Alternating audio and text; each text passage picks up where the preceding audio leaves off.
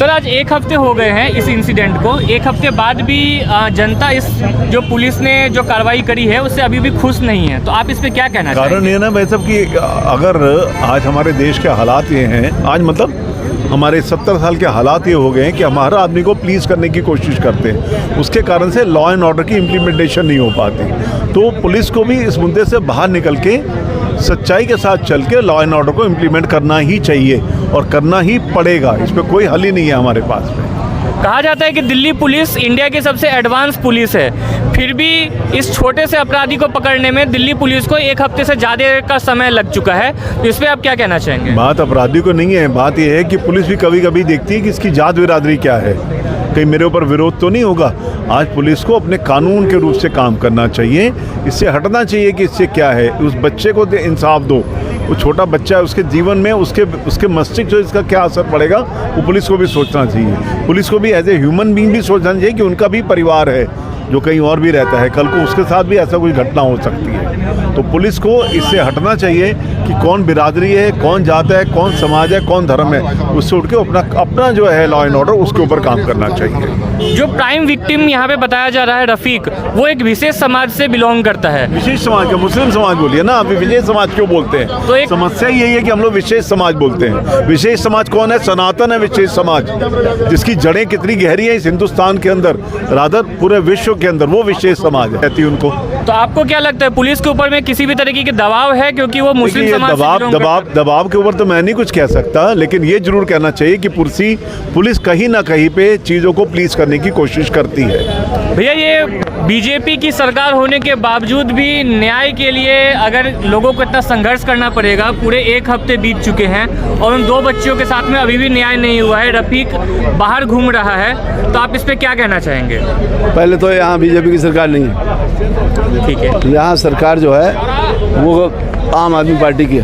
हाँ जी। दूसरी बात ये है कि जो भी हो रहा है वो गलत है, चाहे सरकार किसी को हो। हम ना बीजेपी के हैं, ना कांग्रेस के हैं, ना आम आदमी पार्टी के हैं। हम आज समाज का एक पार्ट है और समाज में जब इस तरह की घटनाएं घटती हैं तो समाज का हर व्यक्ति इससे प्रभावित होता है। ऐसे में उन जो छोटी कन्याओं के साथ हुआ है, सब लोग उसका आक्रोश व्यक्त करने आए और प्रशासन भी किसी का व्यक्तिगत नहीं होता, ना किसी पार्टी का होता। इसलिए प्रशासन से अपनी रिक्वेस्ट करने आए कि आप विधिवत और दोनों के ऊपर समान रूप से कार्रवाई करिए, क्योंकि अपराधी दोनों लड़के हैं। तो जो दूसरा है उसका नाम उजागर करिए, उसके ऊपर सख्त से सख्त कार्रवाई करिए, मकान सील करिए उसका जहां ये सब काम हो रहा था, हाँ, और ऐसे उसे भी अंदर करिए कि वो इस तरह के गंदे कामों के लिए मकान देता है। मुख्य बात यह है हम ना प्रशासन के विरोध में हैं, ना हम किसी भी दूसरे धर्म के विरोध में हैं, ना हम किसी पार्टी के विरोध में हैं, हम इस तरह की घटनाओं के विरोध में हैं। हमें इस तरह की घटनाएं नहीं चाहिए। हमारे समाज को, हम अपने बच्चों को कौन सा फ्यूचर देंगे?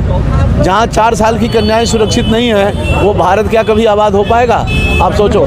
आखिर क्या कारण रहा है कि दिल्ली पुलिस, जो कि सबसे एडवांस पुलिस मानी जाती है देश की, उनके प्रेजेंस में आज बुनकर कॉलोनी के अंदर में जो एक वर्ग है वो अपने आप को असुरक्षित महसूस कर रहा है?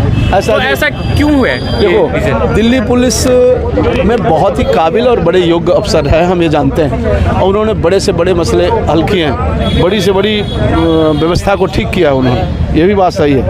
किसी के पास इतना समय नहीं है कि इन सब चीजों में कोई समय दे सके, लेकिन आपका जो गुस्सा है अपनी जगह जायज है और आप सबसे एक ही अनुरोध है कि शांति से अपनी बात को रखना है। और जिस प्रकार से भी पुलिस अधिकारी जी ने अपनी बात रखी है कि भाई इस पर न्याय होगा, जो भी इस पर कमियां है। अभी मैं आपको बताऊं कि ये जो घटना है ये 31 तारीख की है और 31 तारीख के बाद जब लोगों की कोई सुनवाई नहीं हुई तो उसके बाद लोग मेरे पास आए। अब चूंकि मेरे पास यहाँ पर दायित्व है, मैं प्रधान हूँ, तो मैंने SHO साहब को फोन किया।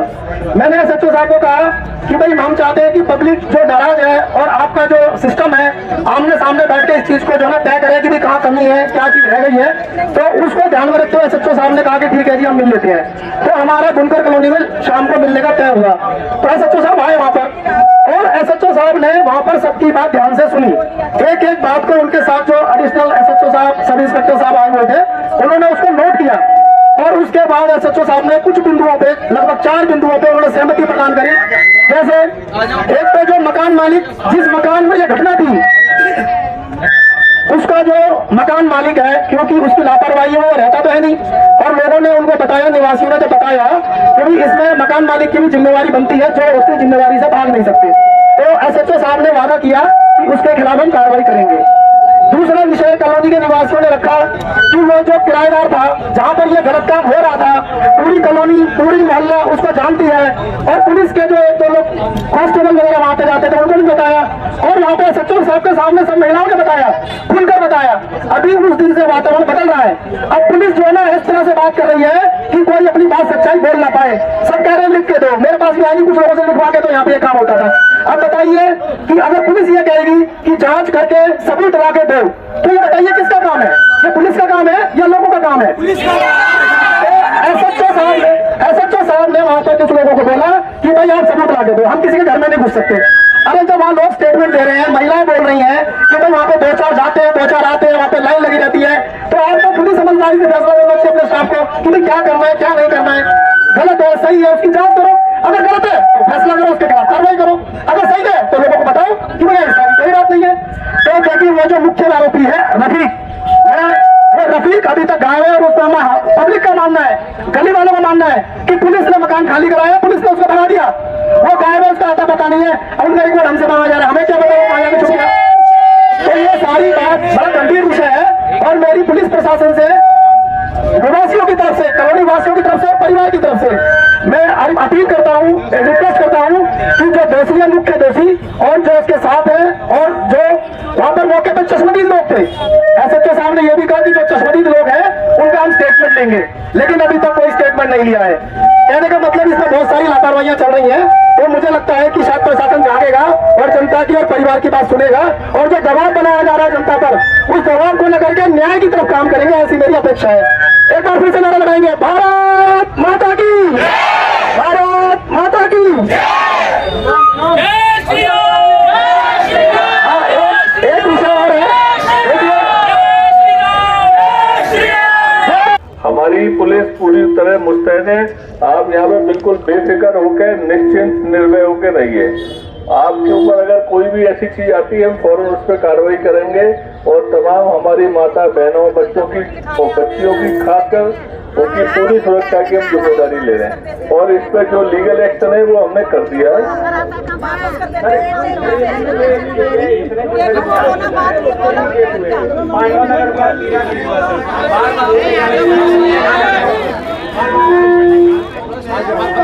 के लिए हमने 2 एडवोकेट निःशुल्क दिए, और वो एडवोकेट इस लड़की का मुकदमा चाहे वो लोअर कोर्ट में हो, चाहे हाई कोर्ट में हो, चाहे सुप्रीम कोर्ट में हो, फ्री में लड़ेंगे। ये समाज की ताकत है। ऐसा नहीं है कि हम यहाँ पे आए घूमने फिरने के लिए आए, झंडे लेके आ गए, बस ये उद्देश्य नहीं है। उद्देश्य लड़की को न्याय मिले, उसमें कोर्ट में उसकी हम पूरी कार्रवाई करेंगे। पुलिस भी उनको मुझसे कहा है ना कि हम ये कार्रवाई करेंगे, लेकिन फिर हम आ जाएंगे। तो इसलिए अपने अधिकारों के लिए हमको हमेशा संगठित होकर के, मैं आपकी कॉलोनियों में आऊंगा, यहाँ पे आऊंगा ऐसा नहीं है, कॉलोनियों में आऊंगा, और ये भी पता है कि पुलिस के अधिकारियों के साथ कॉलोनी के अंदर आप सबके साथ मीटिंग करवाएंगे, बताना क्या क्या शिकायत हो रही है, पुलिस वाले लिखेगी, सॉल्व करेगी, और यदि नहीं करेगी तो हम भी बाहर थोड़ी चले गए हैं। इसलिए हमने इस धरने से पहले हमने कुछ प्रशासन से मांगे रखी हैं। एक बार मैं आपको मांग पढ़ के सुनाता हूँ, जिस पर आप सहमत हो, दोनों हाथ खड़े करके अपनी सहमति देना। ये मांग हमने उपराज्यपाल दिल्ली से की है। सारा प्रशासन के मुखिया उपराज्यपाल है, पुलिस भी उनके अंडर में आती है, सरकार भी उनके अंडर में आती है, इसलिए हमने मांग उनसे की है। और यहाँ से तुरंत बाद मैं ये जो मांग पत्र है ACP साहब को दूंगा, और इनके माध्यम से जाएगा ये LG साहब के यहाँ, और LG साहब के हम अलग से रिसीविंग कराएंगे इसकी। हमारी मांग है, ये जो केस है ये सामान्य कोर्ट में न हो, ये फास्ट कोर्ट में चलना चाहिए, ताकि इसका इंसाफ 6 महीने और साल भर में हो जाए।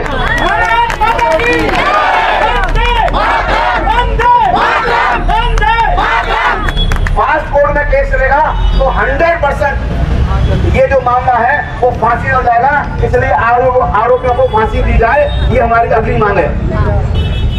इसमें पुलिस प्रशासन ने, आईओ और एसएचओ साहब ने जानबूझकर पुलिस की लापरवाही की है, इसलिए इन दोनों को, वरिष्ठ जो पुलिस अधिकारी हैं, इनको कठोर कार्रवाई करने के लिए आदेश दें।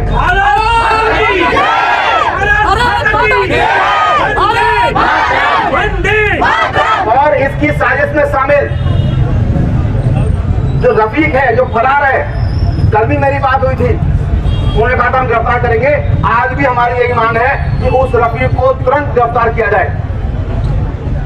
और जिस मकान में रफीक किराए पर रह रहा था और उस मकान के अंदर जो अवैध कार्य, जो गतिविधियां हो रही थी, ऐसे मकान मालिक के खिलाफ भी कार्रवाई होनी चाहिए जो ऐसे किराएदारों को अपने यहाँ रखता है। और थाने पे जो अंतर्गत जो कार्रवाई कर रही है, एसएचओ साहब जो कार्रवाई कर रहे हैं, आईओ साहब जो कार्रवाई कर रहे हैं, हमको ऐसा लगता है कि ये एसएचओ साहब और ये आईओ साहब इस कार्रवाई को इंसाफ के साथ पूरा नहीं कर सकते, इसलिए इनसे ये केस लेकर के इसको सीबीआई को दिया जाए।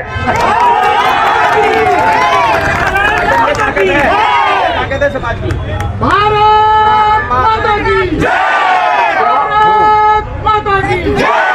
बहुत सारे ऐसे वहां पर इलाके के अंदर लोग हैं जिन्होंने इस घटना को अपनी आंखों से देखा है, लेकिन डर के कारण से उस समय नहीं बोल पाए।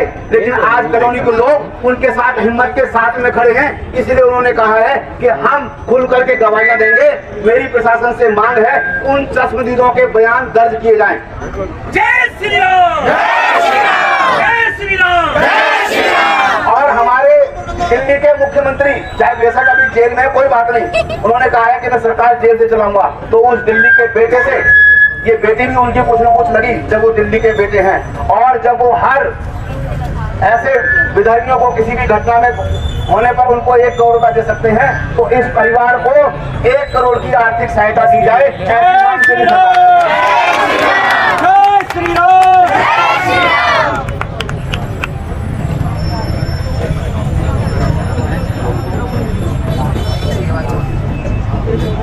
ये जो क्षेत्र के अंदर गैर कानूनी जो गतिविधियां चल रही हैं, जिनको रोकने के लिए पुलिस विशेष अभियान चलाए। कॉलोनी के लोग, आजमपुर के लोग, मार्केट के लोग पुलिस के साथ मिलकर के काम करेंगे। पुलिस एक बार इन अपराधियों के खिलाफ, इन गैर कानूनी कार्रवाई करने के खिलाफ अभियान चलाए, हम इसमें पुलिस का साथ देंगे।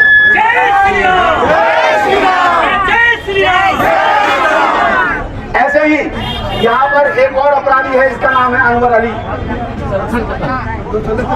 वो जो अनवर अली है, उसने महिलाओं के उत्पीड़न पर थाने के अंदर महिलाओं ने शिकायत लिख के दी है, जिसका DD नंबर 47/24 है।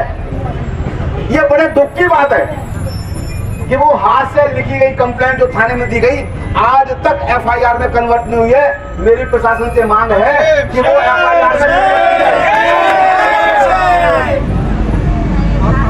यहाँ पर बड़ी जो जगह PWD की जगह है या DDA की जगह है, उस जगह पर जो असामाजिक लोग हैं वो गवारे के नाम पर, किसी अन्य के नाम पर उस सरकारी जगह पर जो कब्जा करने का प्रयास कर रहे हैं। पुलिस प्रशासन उसको अपनी तरफ से जो कार्रवाई हो सकती करे, बाकी काम हम PWD और DDA से करवा लेंगे।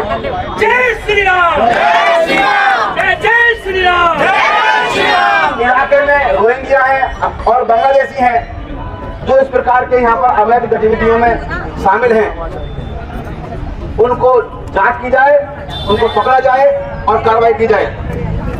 इलाके के अंदर बहुत सारे ऐसे प्रॉपर्टी डीलर हैं जिनका कोई लाइसेंस नहीं है। एक मकान को चाहे जो नाजायज बेचते रहते हैं, उन सब की जांच की जाए। ये हमारी जो मांगे हैं,